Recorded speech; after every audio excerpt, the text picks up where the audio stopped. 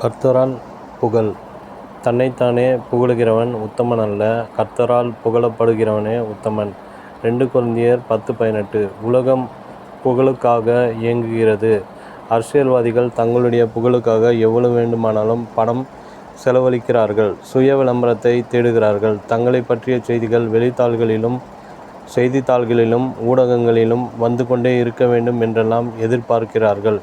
வீடுகளிலே தங்களுடைய புகைப்படங்களையும் பெரிய பதாகைகளையும் வைப்பதுடன் கூலிக்கு ஆள் வைத்து தங்கள் புகழ் பாட ஏற்பாடு செய்கிறார்கள். கொரிந்து சபை வளர்ந்து வந்தபோது ஆவியின் வரங்கள் அங்கே செயல்படத் தொடங்கின. சகல தாளந்துகளும் கிருபைகளும் வரங்களும் நிரம்பிய சபையாய் அது இருந்தது. கர்த்தருடைய வருகைக்காய் தன்னை ஆயத்தம் செய்ய சபையாகவும் இருந்தது.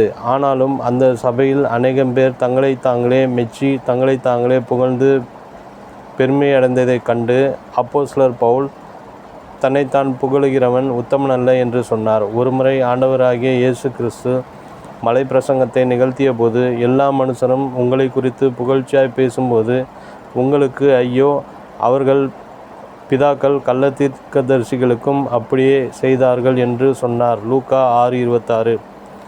நம்முடைய வழிகளையும் வாழ்க்கையையும் தேவன் தம் தராசில் நிறுத்தி பார்க்கும் பொழுது குறைவு இருந்தால் அதை சுட்டி காண்பிப்பார். நிறைவு இருந்தால் பாராட்டுவதற்கு தயங்க மாட்டார்.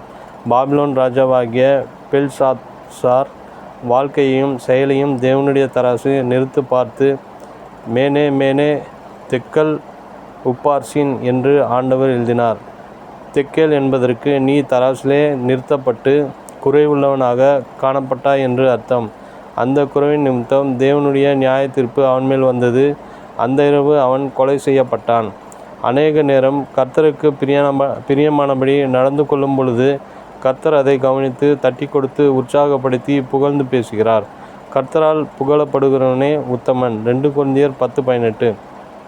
கர்த்தர் நோவாவை புகழ்ந்து சொன்னார், இந்த சந்ததியில் உன்னை எனக்கு முன்பாக நீதிமானாய் கண்டேன். ஆதியாகமம் 7:1.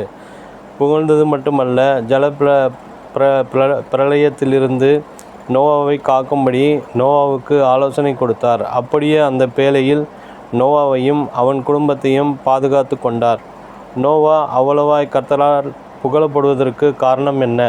வேதம் சொல்லுகிறது, நோவா தன் காலத்தில் இருந்தவர்களுக்குள்ளே நீதிமானும் உத்தமனுமாய் இருந்தான்.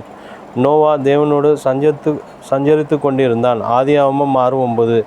தேவ பிள்ளைகளே, நீங்கள் தேவனோடு நடக்கும் பொழுது, தேவ சமூகத்தில் அதிக நேரம் ஜெபத்திலே தரித்திருக்கும் பொழுதும் நீதிமானும் உத்தமனுமாய் விளங்குவீர்கள். நினைவிற்கு, தேவன் எங்களை உத்தமரென்றெண்ணினபடியே நாங்கள் மனுஷருக்கு அல்ல, எங்கள் இருதயங்களை சோதித்தறிகிற தேவனுக்கே பிரியமுண்டாக பேசுகிறோம். 1 தெசலோனிக்கர் 2:4.